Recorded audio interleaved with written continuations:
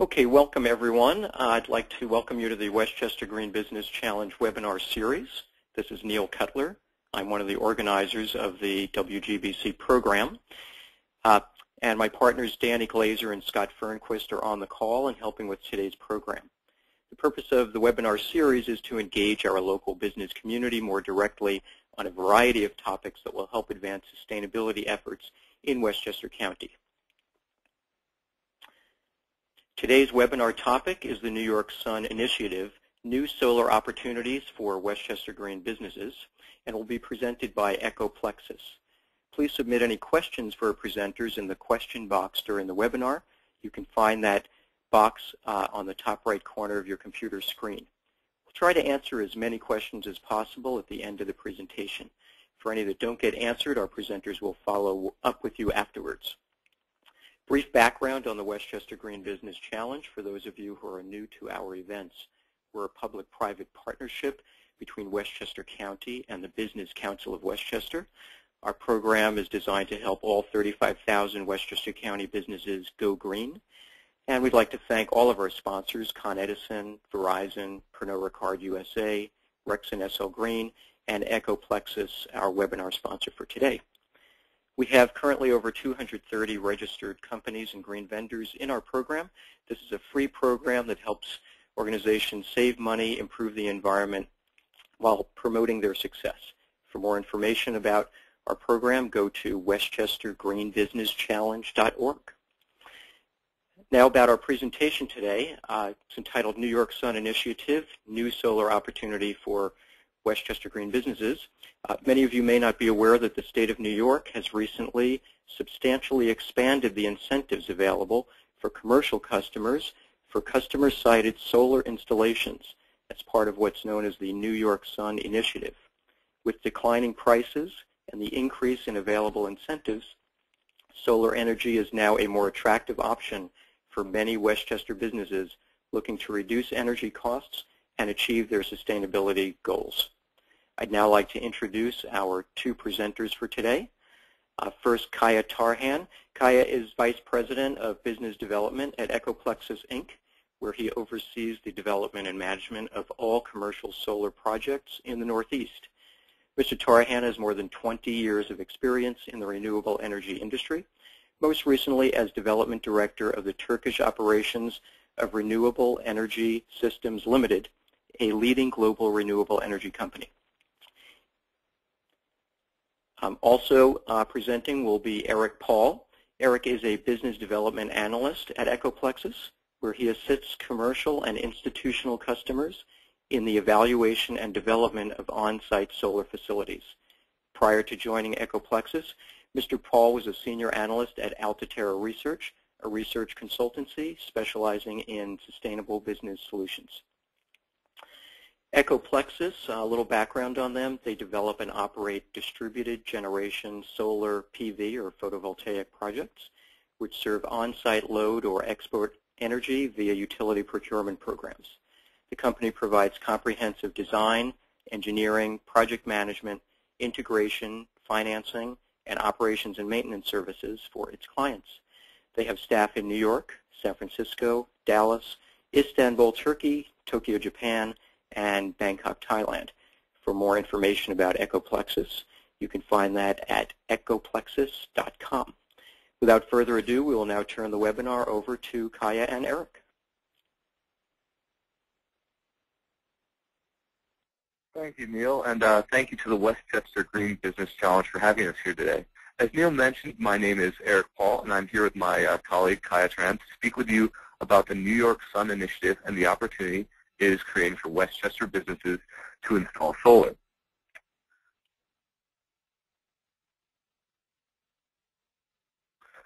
As you can see, we have a lot of content to cover in the next hour, and we want to leave plenty of time for your questions. Please feel free to ask questions throughout the event. It is our goal that by the end of today's event that you will have a better understanding of solar, the process of developing solar at your facilities, and a greater understanding of the New York Sun Initiative and the potential it has for your business.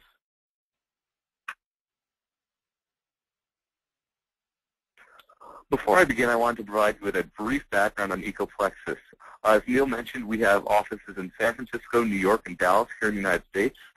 We develop solar projects at commercial, industrial, and multi-tenant facilities across the United States. In particular, we specialize in medium to large-scale commercial projects between 500 kilowatts to 3 megawatts. And our core strengths include energy and financial analysis, as well as net metering and virtual net metering projects, which I'll touch on in a moment. In the past 18 months, we have completed more than 30 projects with commercial, municipal, and multi-tenant clients. And recently, we have expanded our presence in New York in response to the emergence and growth of the East Coast solar marketplace.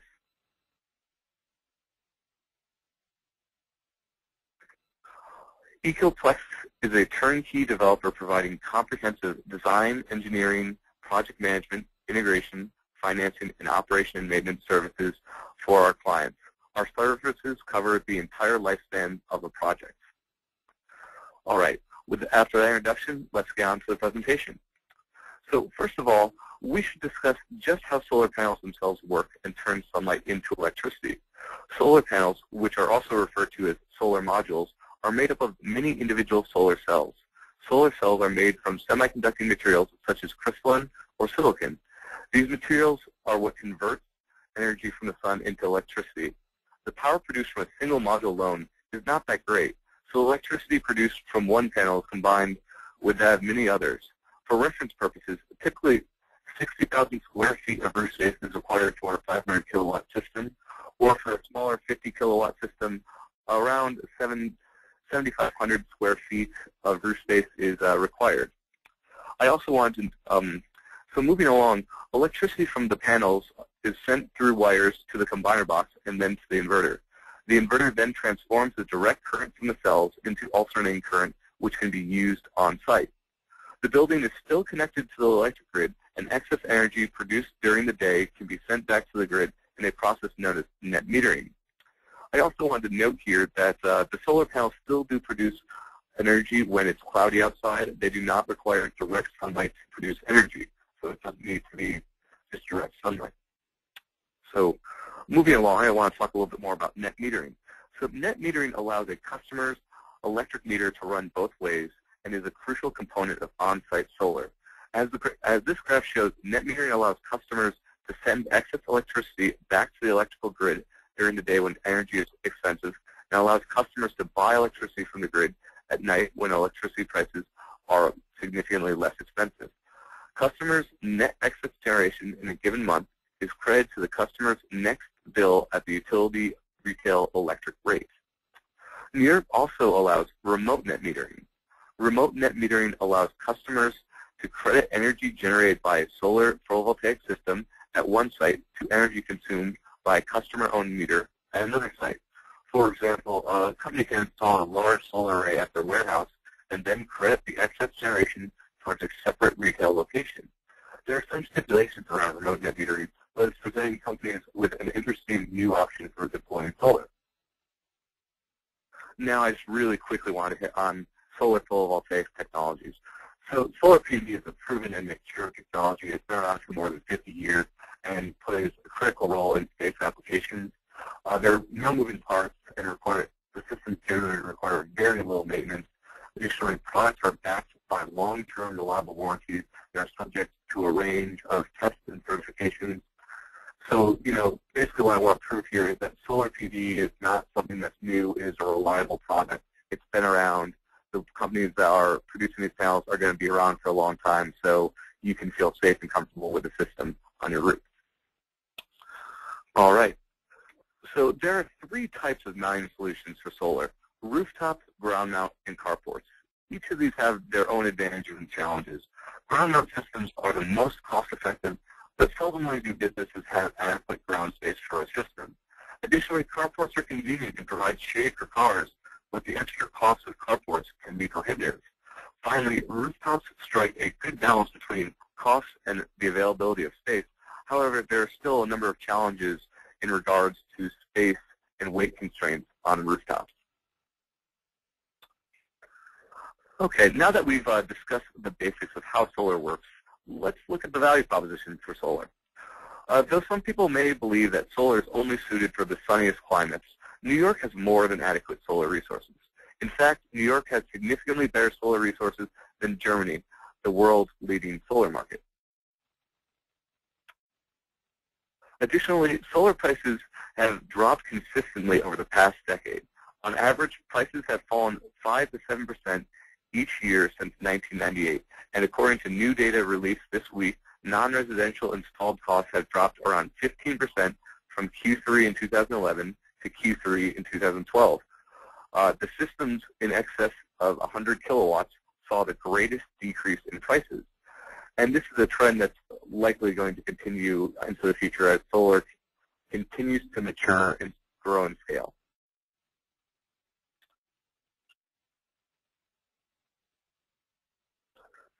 During the same period that solar prices steadily declined, the average retail price of electricity has continued to rise between 29 to 35%.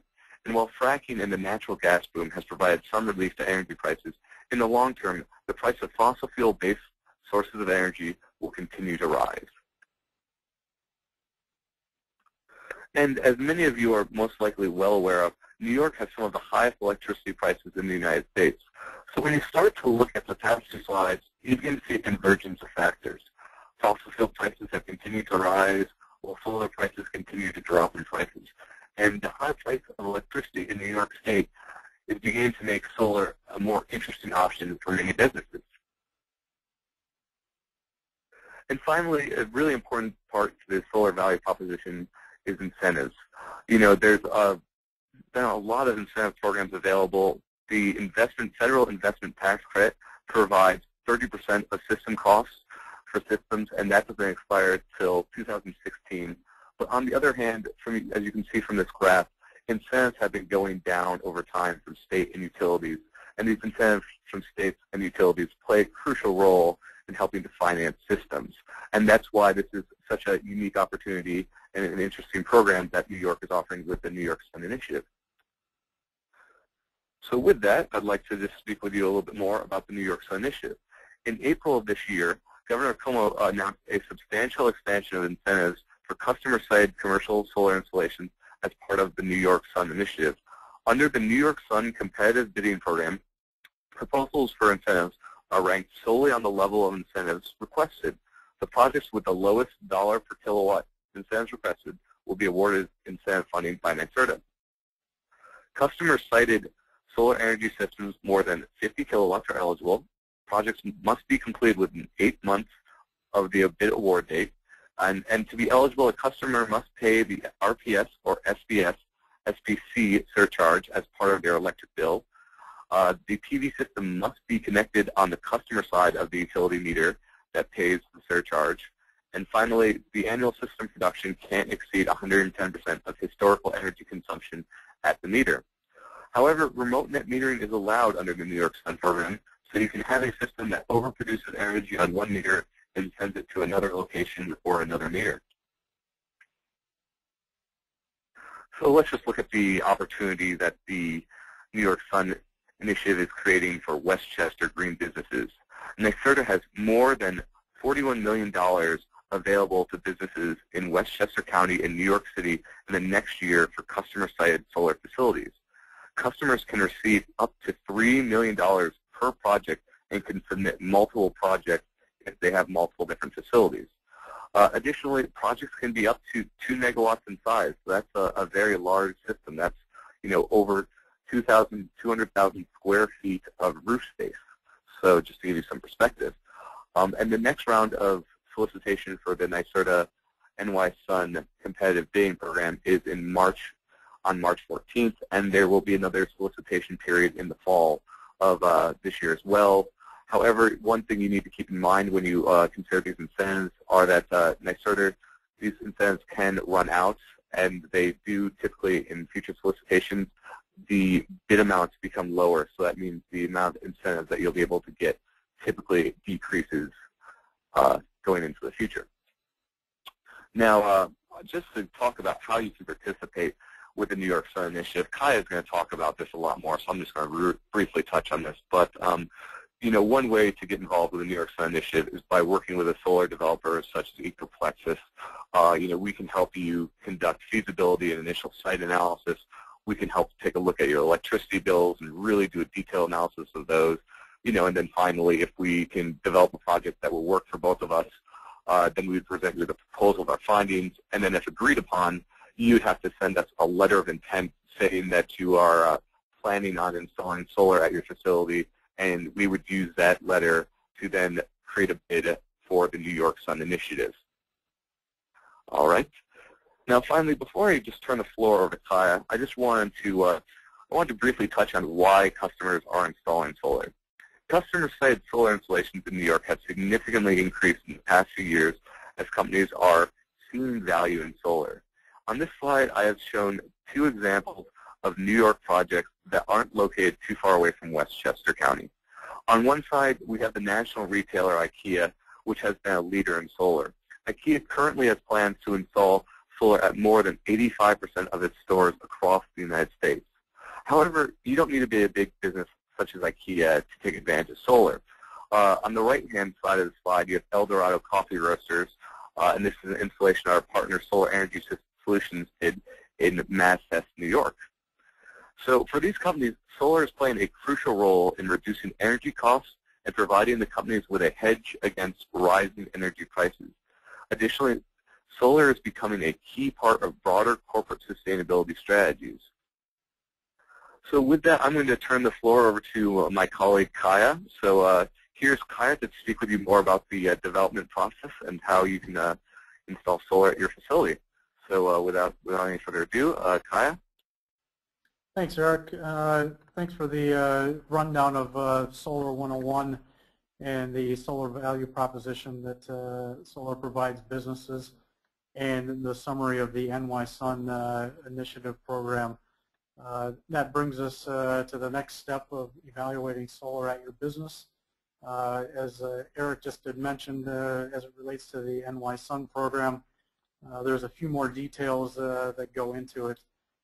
So the first step in evaluating solar for your business is simply having somebody like Ecoplexus or a developer take a look at your energy usage and understand what that consists of.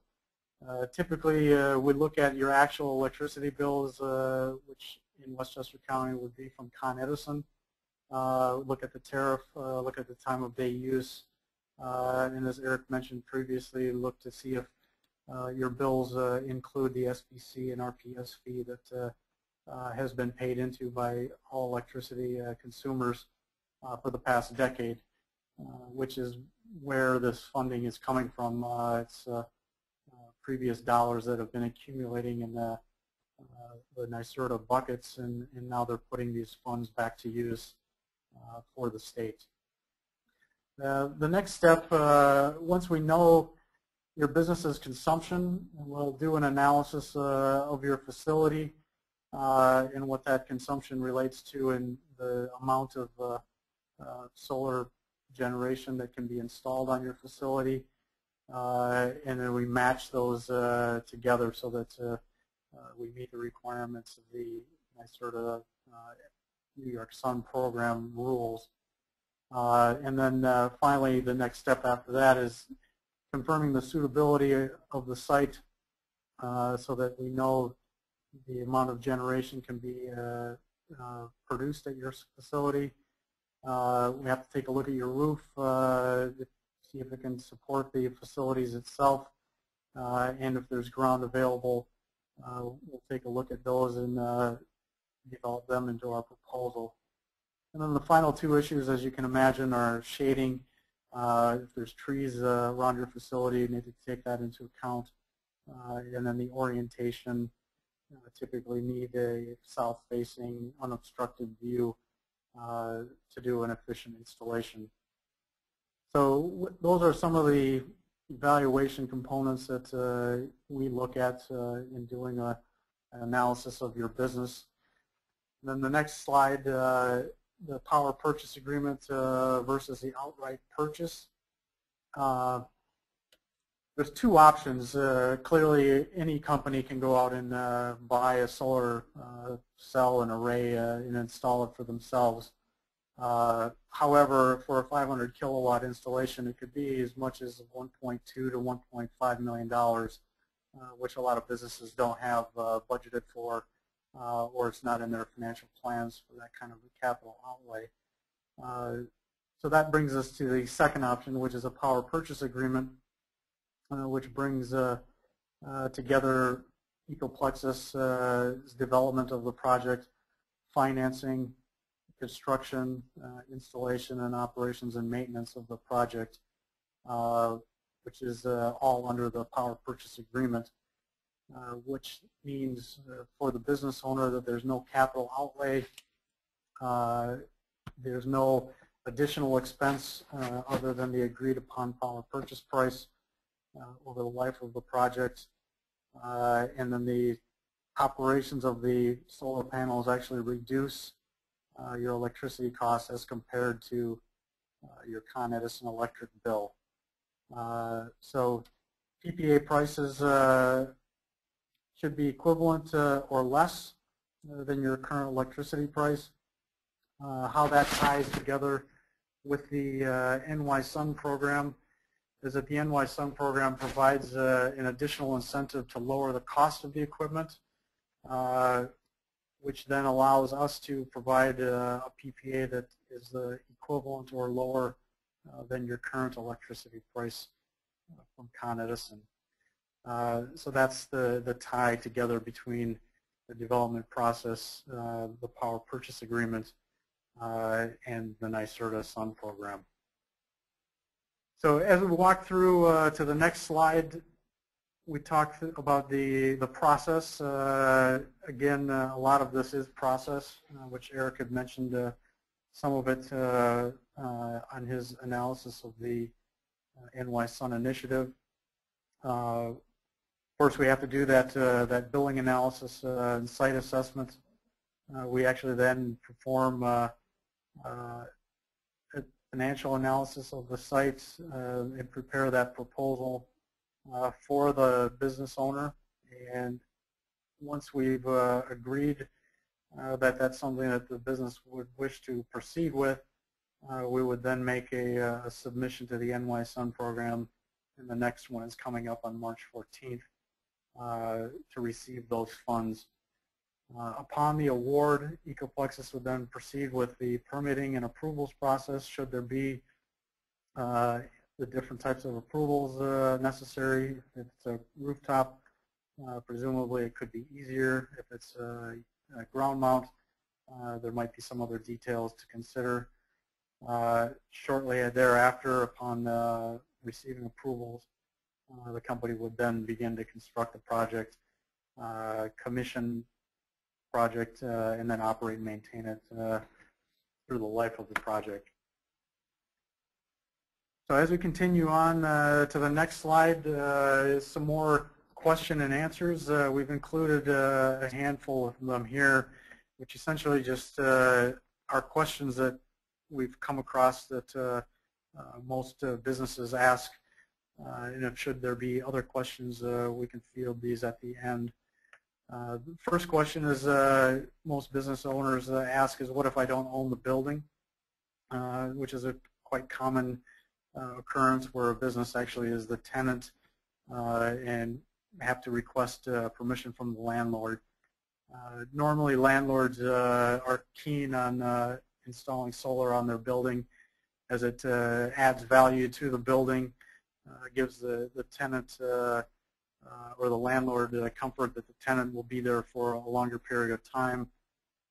Also, as we've mentioned before, the reduction in cost of electricity provides more certainty to the landlord that the tenant is running an efficient business and can continue to pay their landlord fees. Next question, how long does construction take and how disruptive is it to the tenants? Typically, it's about a 2-month process on a megawatt basis. However, we'll work with the landlord, develop a program the installation so that it minimizes the impact to the business.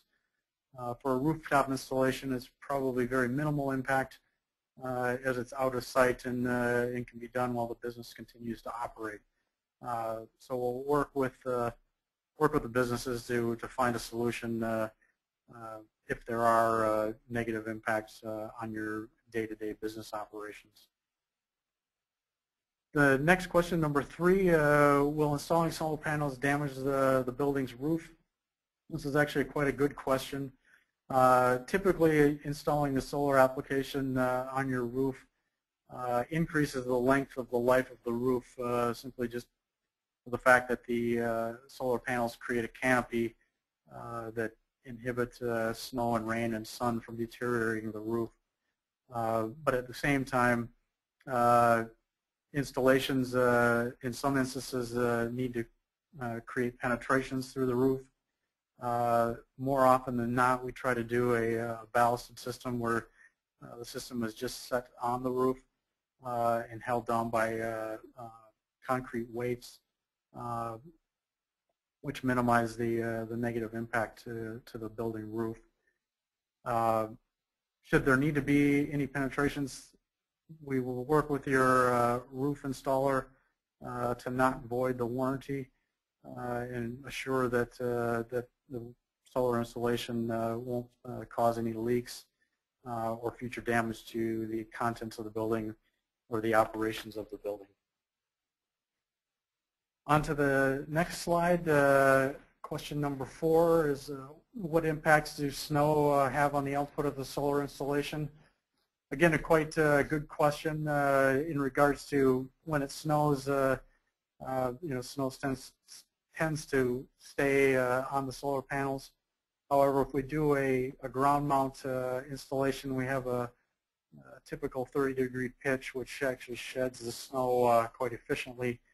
However, if we have a rooftop installation where you have a lower pitch angle and the snow does stay on the panels, it usually only lasts for a few days, and overall, in the analysis of the solar irradiation at your facility, these types of instances are actually accounted for in the annual solar resource at that site. So it won't have a negative impact on the overall annual production of generation at your site, nor will it have any significant negative impacts over the life of the project. The final question that we have here is how will the installation affect the aesthetics of the building? Typically on a rooftop installation, the panels are very low profile, are below the view shed or view line from the ground, so there's very little impact, at least from the ground. And then any of the inverters or transformers will be installed at ground level, typically in your facilities room, or as in the adjacent picture there, being set up next to the building and consume as little space as possible. So with that, that concludes the webinar presentation portion. Oh, excuse me, Eric, you got one more slide. Final slide here is a couple of examples of what Ecoplexus has done in the past, providing some examples of savings and size of projects. The first one at Eden Housing was a rooftop installation of 2.7 megawatts. And as you can see, the annual savings are $260,000 a year from their original pre-solar electricity billing. And then the lifetime savings at that facility will be more than $6 million. The second project is the Bayside Management Authority facility, which had a smaller installation of 770 kilowatts. And as you can see there, it's an annual savings of more than $60,000 per year and more than $1.3 million over the life of the project. So those will be a couple of good examples of what your business can save by installing solar at your site. That concludes the presentation portion of the webinar, and I believe Eric and Scott will have some questions that we can field and answer those as we proceed. Yeah, thank you very much, Kaya, and thank you, Eric, for that very interesting presentation. My name is Scott Burnquist, and I'm one of the program managers of the WGBC. We've learned a lot today about commercial solar PV systems and the New York Sun Initiative. And so we're just going to dive into some questions that have been coming in over the past half an hour or so. A couple of them pertain to the New York Sun Initiative and who can take advantage of it, and whether there are any specific incentives for nonprofits, since I guess the income tax credit would not apply. Then another question was about municipalities and schools in Westchester who typically purchase electricity from a state-run utility known as NYPA and don't pay the SBC charge that you mentioned. I guess, so the question is, would these organizations, municipalities, schools, and nonprofits be able to take advantage of the New York Sun Initiative in any way? A couple of great questions. I can start with the nonprofits. Depending on what the nonprofits' goals are and objectives, the program with NYSERDA can apply to nonprofits as long as they also pay into the SBC RPS fee, which I'm assuming that they potentially would. If you do a power purchase agreement, there would be no upfront costs to the nonprofit, and the tax benefits would then be going to the investor who would be funding the acquisition of the equipment as an offset to the nonprofit's electricity consumption. So at first blush, per the question you asked, it would be possible for nonprofits to take advantage of the NY Sun program to reduce their energy costs with the solar installation. The second part of your question, as it reverts to schools, that's correct. If you are paying into, or if you are receiving energy from NYPA, which is a government entity that provides reduced costs of electricity to municipalities and schools, there is no payment into the RPS SBC fee. However, I would make the request to see all of the electric bills for the school's facilities to see what they entail. Typically, there's electricity generation bill, and then there's a transmission or distribution bill that accompanies that. So it's broken up into several different components. That's why we asked to see the electric bill itself, or bills, plural, if that might be the case. So it'd have to be on a case-by-case basis to determine if schools can take advantage of the NY Sun program. And I'll say this, that in some instances there is an option for that to work, but it just takes a little bit of analysis, and we'd be happy to do that if needed. Okay, so this person could follow up with you with more information about a particular project, I assume, if they want to go into more detail. Absolutely, sure. Okay, great, thank you. We have an interesting question that just came in, which is very relevant in Westchester because you may know we have several larger commercial sites with multiple tenants. And so that raises some interesting issues. So the question is, can several tenants sort of band together or combine their utility usage and aggregate it to qualify for a larger PV installation?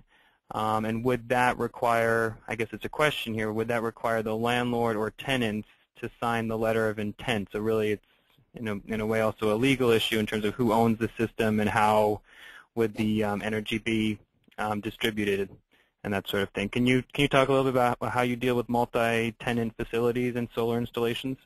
Sure. That's also another great question, and kind of feeds into the complexities that Ecoplexus is actually quite good at. For multi-tenant buildings, per the rules, and I'll try to speak to two paths around this discussion because it kind of gets confusing actually. If there's a landlord that has a multi-tenant building, the rooftop can be used for the landlord's electric bills for typically the common spaces, etc., which then can be a cost reduction, to the building and then, frankly, to the tenants. I would say if the tenants were the originator of this type of a proposal. To the second part of your question, if the tenants wanted to combine their utility bills under one bill, that would be more complex, and I don't believe that would fall under the rules of the NYSERDA program, as we need to provide a previous 12 months of electric billing. However, with that being said, I keep going back to looking at the electric bills themselves, and then employing a potential strategy that works within the rules of the utilities and works within the rules of the NY Sun program, because certain tenants actually pay into the landlord as a common fee and could be aggregated back out. I guess the third option you could employ here would be, should the landlord want to participate with this, you could do multiple meters. However, we'd have to take a look at what the efficiencies of that would be for each tenant for their consumption on that particular roof. But if you had a large building with multiple tenants, we'd be happy to look at it, and in most cases these all are on a case-by-case basis to determine a strategy that works. Okay, thank you. Yeah, because Westchester used to have many large corporations, and we still do, but many have moved out and have been replaced by multi-tenant and converted to multi-tenant facilities. So that could be an interesting situation in Westchester. So we had a few other questions come in about net metering and remote net metering. So I'm going to try to weave these together some way. But the first question is, can the commercial owner, first of all, I guess one person was under the impression that net metering was not allowed in New York with the exception of farms or remote virtual net metering, I guess, not just net metering, but remote or virtual net metering. Can you just confirm that it is an option for all commercial businesses in Westchester? And then remote net metering, could a commercial owner theoretically send to a residential site? In other words, one's own home, could someone actually take the excess energy that they've been generating on a commercial site and use it to offset or consumption at a residential site?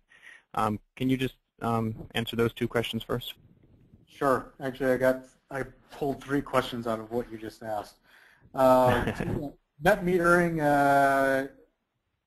it can be used by the commercial owner. The original language was written as a benefit to the rural part of the state. However, it does apply to commercial tenants and consumers of electricity. So I can confirm that that is the case.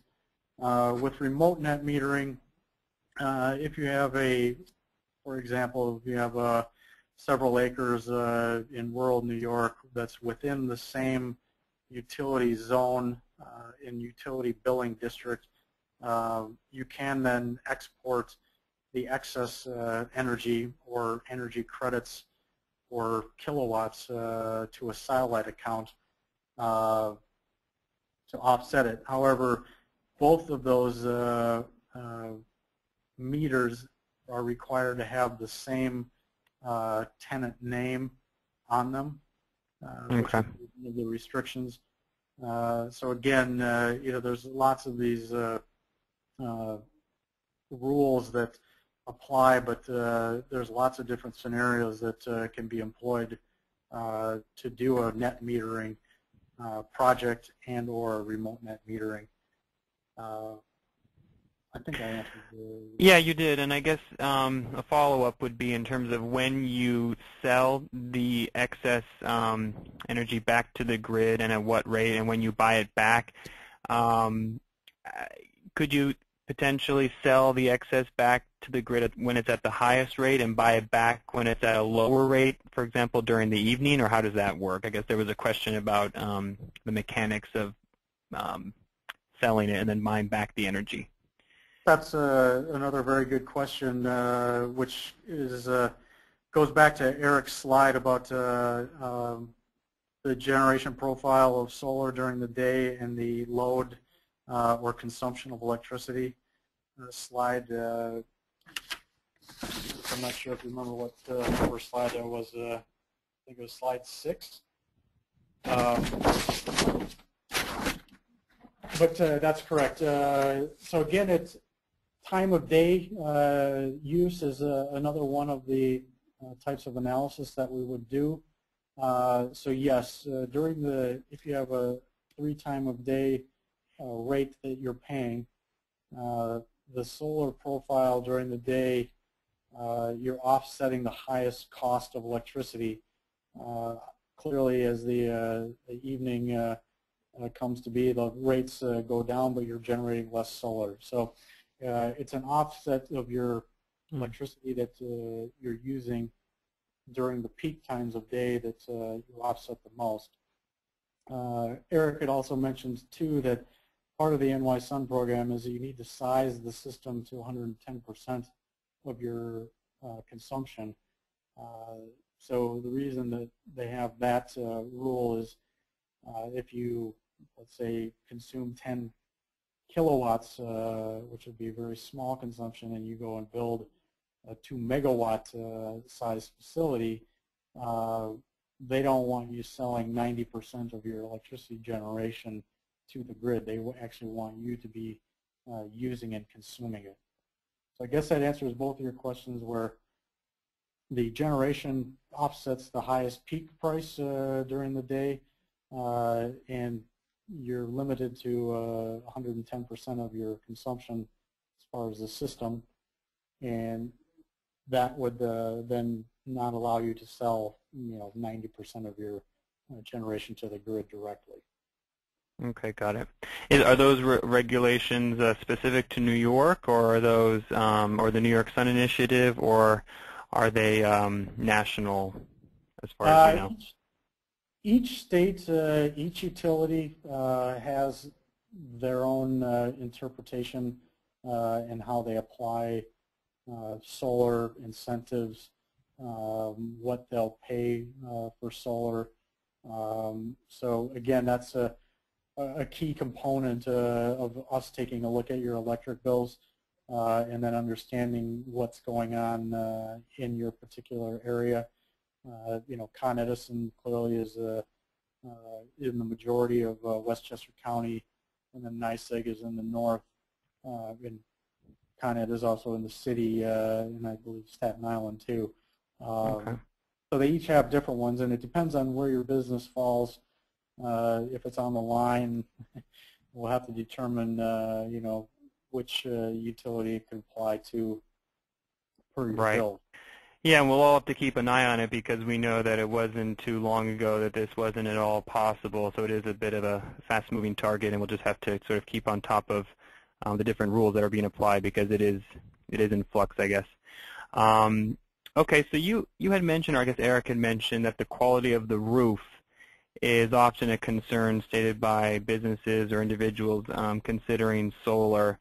So one question came in here about whether you actually work with roofing subcontractors directly, and if the roof cost or the roof repair cost can be incorporated into the overall cost of the PV installation, which would have an impact on the value of the project and potential tax rebates or incentives. So can you address, I guess, whether that could be factored into the total project cost? Good question again. You do need to have a roof that is relatively new. The reason being is once the solar installation is installed, it will be there for the next couple of decades. So if the roof needs to be, repaired or redone midway through the life of the solar array, that would incur additional cost, which is somewhat difficult to do and restrictive as far as the feasibility. So normally what we do is look at a roof, if it's been redone in the last several years, you'd be comfortable to know that, the life of the roof will be extended because of the array being installed upon it. Incorporating the cost of redoing the roof, I guess that would be a factor or a component of the financial feasibility, what needs to be done to the roof to make it compliant to last for the next 20, 25 years.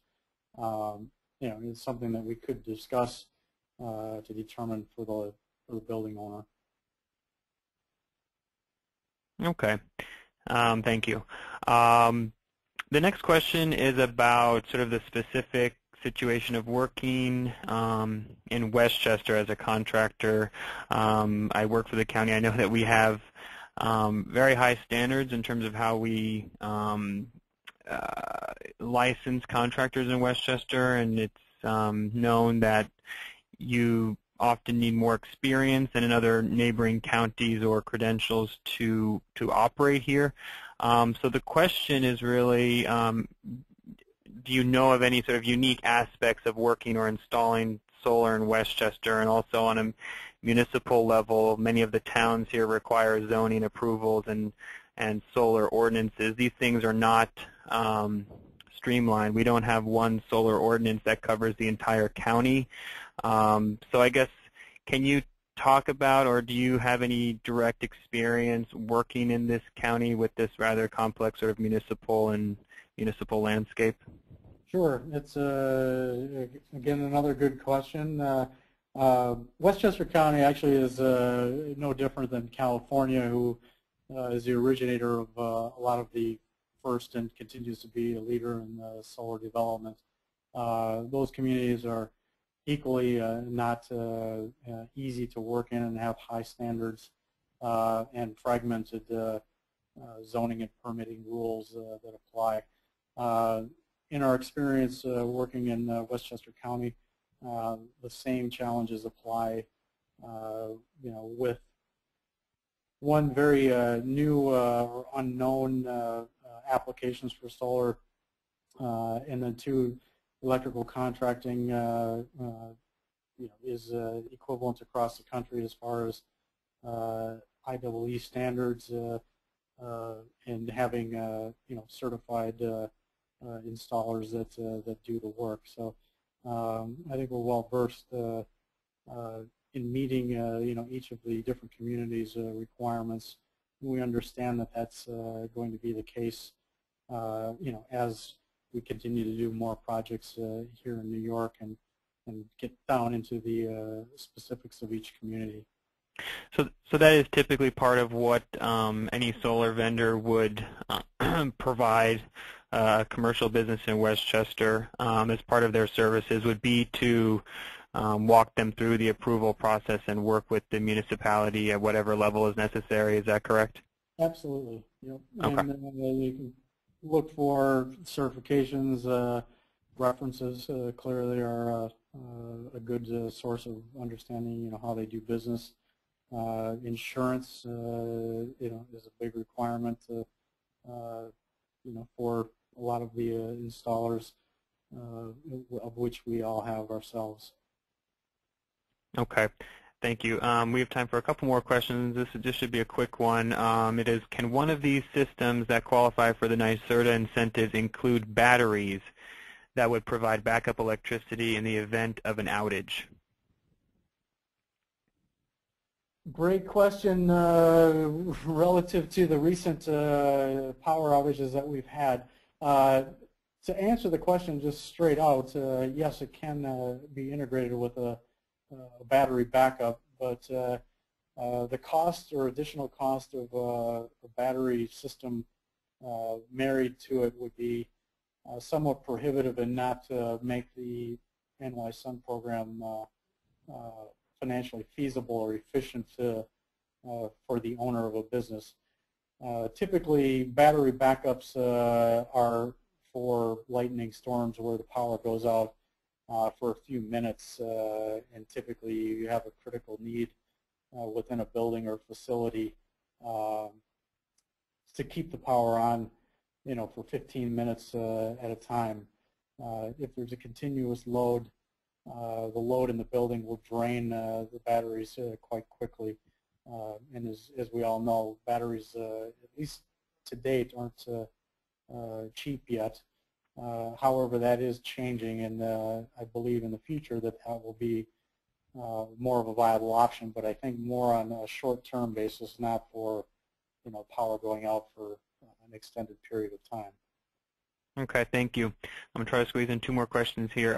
Could energy credits or remote net metering be donated to another excuse me, to another nonprofit? So again, a question about net metering and whether the commercial tenant could actually select where those credits go. Again, if they want to use the electricity on site themselves, there can't be 2 recipients with 2 different names on the electric meters and/or their bills.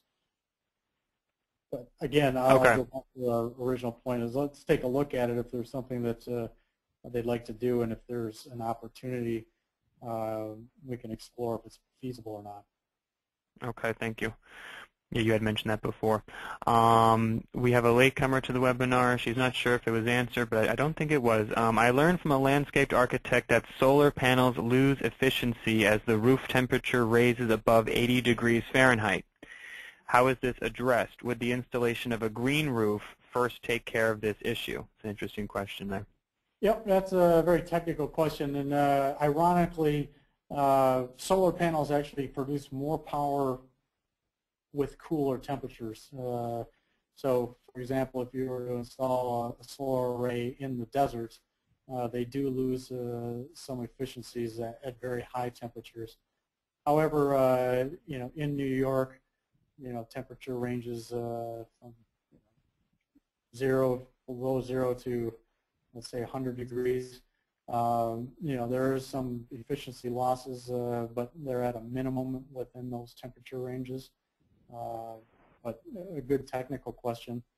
Over the life of a project, talking about losing efficiency, solar panels actually degrade at about 0.5% per year, which is factored into the power purchase agreement, and there's a well understood phenomenon of panels getting older and what they continue to generate. And as we see more and more extreme weather resulting from climate change, that this issue may become more of a concern to individuals looking to install if we have more hotter days, and that could potentially impact the quality of the panels over the long term. It can be, but it would be such a small percentage that it would be within the band of the financial modeling, and financial modeling is quite conservative. Okay. Again, so it's an operational item to consider, but it would be taken into account. Right, and I guess the quality of the panels themselves and how they're manufactured may also, it's a very mature technology, but it may improve as well, so I'm sure all these things will be factored in, and in the end, as you said, it would be a marginal difference. So, great. I think, was there anything else that you wanted to add before we wrap up? I think we got to all of the questions that came in during the webinar. If there's anything else you wanted to say before we wrap up. I'd like to thank everybody for participating. I hope it was informative. Our information and contact information is available if you'd like to discuss this further.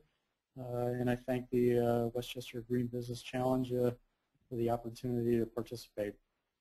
Great, thank you. And I also want to thank you, the presenters, and Ecoplexus for being our webinar sponsor today. We do hope that everyone found today's webinar to be informative. Please note that the webinar was recorded, and it will be posted on the Challenge's website, westchestergreenbusinesschallenge.org, in the next few days. Please also save the date. We haven't announced this yet with an invitation, but on February 5th of next year, we will have our next winter educational breakfast workshop with a focus on green travel and tourism at the Crown Plaza in White Plains.